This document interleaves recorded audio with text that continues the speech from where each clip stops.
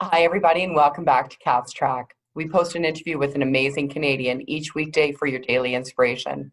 Today, I would like to introduce you to one of my dearest friends, Scott Berry. Scott was born and raised in Calgary and has three amazing children. Besides his loved ones, he has been passionate in the areas of youth, mental health, and he absolutely loves nature and the outdoors more than anyone I know. Most recently, he worked as a guide with Canada's Rocky Mountain National Parks. In fact, I think he's been to the top of most of the mountains out there. Now he is training to be a certified nature and forest therapist. So cool. Friends, you'll find his full bio attached. Scott, thank you so much for joining us today.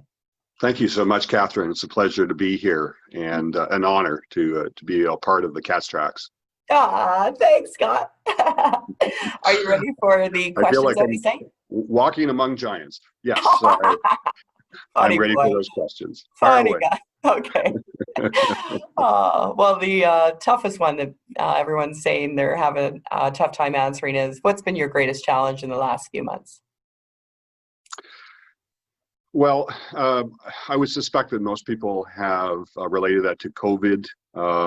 In my case, I think the main challenge has been finding a balance between staying informed while making the right decisions in regards to healthy practices, and trying to live what I once called a normal life, whatever that was. So I find I'm often in conflict in following the rules and continuing to live my life in a fulfilling and meaningful way. For example, going for a walk in nature over the last few months, several times I've actually felt guilty about going for a walk because there was a period where that wasn't acceptable to go to a park, to go, and I never really agreed with that. I thought that mental health was our number one priority, should be, and so I would still pursue and go out and do my things and quietly, but there was always this level of guilt. So I think that was the challenge I had. I'd overcome that and realize that this is the right thing to do, the right choice, to be outside, to be bathing in the healing qualities of nature. That's what the entire world needs right now, in my opinion. Oh, I love you, and I agree. Thank you, Scott. Yeah, we agree on many things, do we not? We sure do. And I look forward to the three things that you want to share with the audience today. Sure. So I would say that nothing is more important right now than practicing compassion towards others, but primarily towards oneself. In my opinion, compassion allows individuals to lower their defenses and to start to see the beauty that exists within the world, which exists everywhere. I think it allows others to see the real struggles of others around them, and it allows others to help people and experience the fulfillment attached with enhancing someone else's life who is struggling. And so I believe that compassion I think that's the secret ingredient to rebounding. I know it sounds very simple. I'd like to talk in simplified terms. I've put a lot of time and thought into thinking about how do we rebound back to, not to where we were, because we don't want to go there, but to a place that we envisioned and that perhaps we were there a couple hundred years ago. And that's a cooperative environment where people live together, supporting each other. And we have a great opportunity to do that right now. And I think the method, people say, well, I don't know how to do that. I said, well, start being compassionate.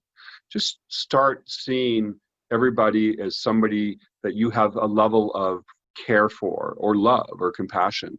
It could be making a phone call, holding a door, delivering a meal, or just something for yourself, getting outside. But I think the more compassion we have, the more success we'll have in getting to where we'll be living in an equilibrium that we're supposed to be in. The other thing is our brain is wired in several ways, and we enhance the areas that we choose to focus on. One of the areas that the brain serves us is to scan for threats on a constant basis. This is our amygdala. Its plan is to find out what can hurt us or harm us. The problem is that most often arises is that it becomes a constant state for many and it turns, which in turns to burnout, particularly of the adrenal glands, and provides us with less coping abilities. We need to focus on what's good in the world and in our own worlds now more than ever. But I think it's really important for people to recognize how our brain operates. I think that's a key component to getting out of the places that hold us hostage. Understanding that there's a part of our brain that is only looking for threats. It's its only job, but that's where we can live. We can live in that place. It's called the amygdala. And much of our world lives solely in the amygdala. But what happens when we get into a cognitive response is that those threats that the amygdala picks up, and by the way, it picks up dozens a second. It's constantly working. It goes into our prefrontal cortex, and it uses information for our hippocampus that we've stored to find out what is the best, way to move forward. What's going to support me and those around me. But we can't get into that decision-making cognitive response when we're stuck in a fear-based flight, or freeze stage. So I would really encourage people to understand that they don't need to be hostage of their amygdala, that there's everything they need to live a fulfilling life, just need to tap into it. And then the third thing, in a famous and very well-known, very long Harvard study on happiness, it found that there was really 4 main sources for happiness. The number one, by far, was a connection to group and community. Right now, we see more isolation than ever, and there's some great evidence that shows that isolation may be the single largest factor towards addiction and abuse. So the more that people can get out of isolation, the issue with isolation is the more we're isolated, the more we're comfortable being isolated. And it's a boiled frog where we don't realize that we actually are moving into territory that can be very self-destructive. So getting out, as hard as it is, socially awkward, getting out is so important to ultimately become part of a community. The second thing is helping others and empathically experiencing the difference you make when you're helping somebody else. This is so important. We can give money to Salvation Army, at tax time, but you're not going to experience how that money's been used and utilized to make a difference in other people's lives. The more chances that we can get to provide assistance to somebody that's struggling, and then see how that assistance helps them, is one of the key factors in happiness. The third is that we seek out variety in our lives. If our day is go to work, go home, make dinner, watch TV, repeat, then we're probably going to move into some doldrums.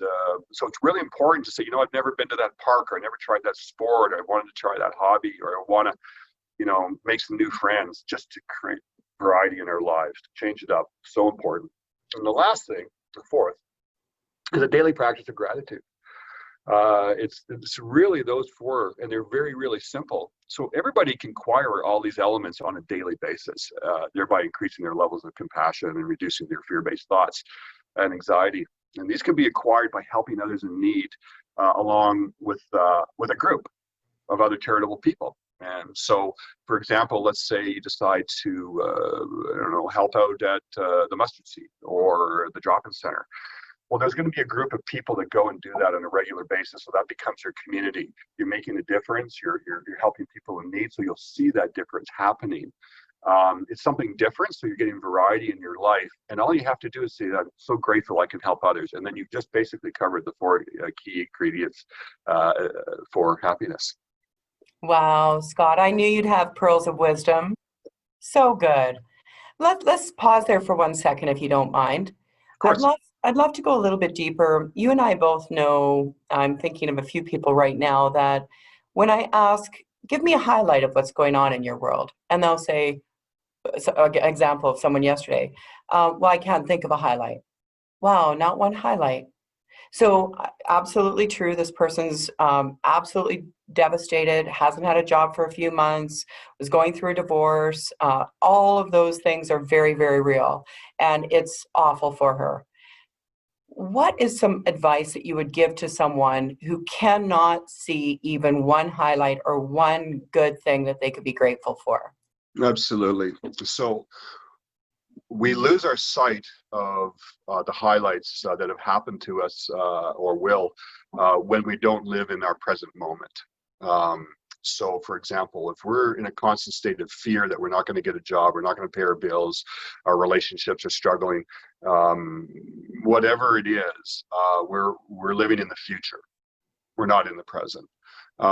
So it's very difficult, perhaps even in these times, to not worry about how we're going to put food on the table or get a job. However, because the future hasn't happened yet, it's really not helpful to worry about it. Make plans, make goals, work towards those, recognize you're not going to reach them, recognize they're going to have to be altered on the way. But the more that we can just live in the moment is really important. And then the other thing I'm going to add is the past. So the past is, well, I wish I had done that. I wish I had done that. I could have done that better. What I would leave as a bit of advice is there's no such thing as ever making a wrong decision. We've never made a wrong decision. We all made all of our decisions in the past based on the information that we had available to us at that time. Then we got more information. Now, that doesn't mean we made a different decision. We might have made the same decision again, which means we needed to gather more information. But ultimately, when we get enough information, we make a different decision. So holding guilt or anything about past decisions, again, is not helpful. So what I would say is get into the moment and become the observer of yourself. And if you're a reader of, I think Eckhart Tolle is a great leader in this area.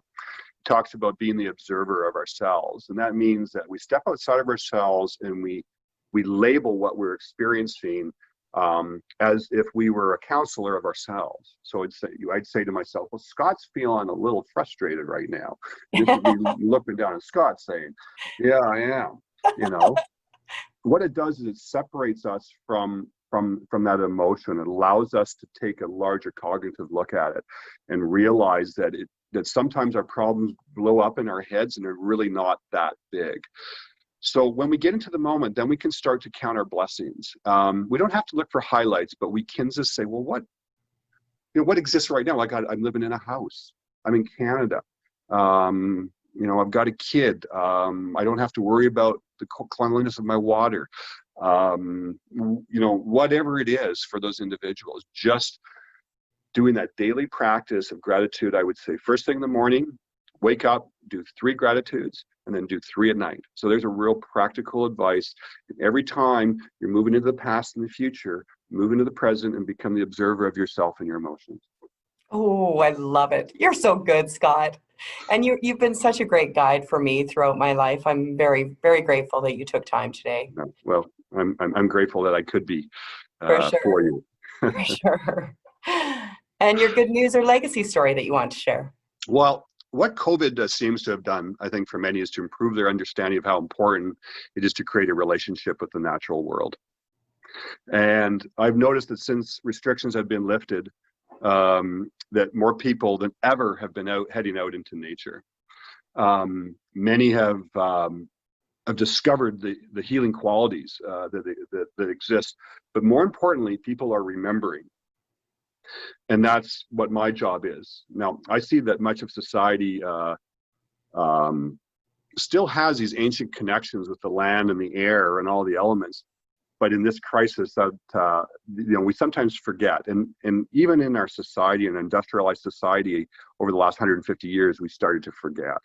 So my job is to help people remember. As a nature therapist, I take people out into the forest. We don't do hikes. We just immerse ourselves in the healing energy that exists in nature. So what I'm seeing is that people are discovering this. You go by a trailhead these days where it used to be 10 cars, and now there's 200 cars. So I'm not going to complain about that. I love that. I love people are getting outside, and when people are ready to discover that nature is really just a huge medicine cabinet, and you don't have to do anything but sit in it. I'm ready to show people how that works. That's awesome. And you do it so well. Thank you. Thank you. Thank you, Scott. You're awesome. It's been a real pleasure. I'm really glad you could join us today. Thank you. Thank you, Catherine, and best of luck. You're making a huge difference with Cat's Tracks. This allows voices, great wisdom to get out into the public realm, and you've done a great job in bringing some great leaders. I'm not including myself in that, but some amazing people. So thank you for that. Keep doing that, doing what you're doing. Thank you. Well, it does include you, and I love you. Thank you so much, Scott. I appreciate it. I Send love my you love too. to Allison and your family. I will, absolutely, and give my best to Sean I will. Thank you. and your family. Bye. Thank you. Bye. Everybody, that was Scott Berry. I am so glad that he could join us today, and do check him out as a nature therapist. You are going to love him. Take care, and we'll see you next time.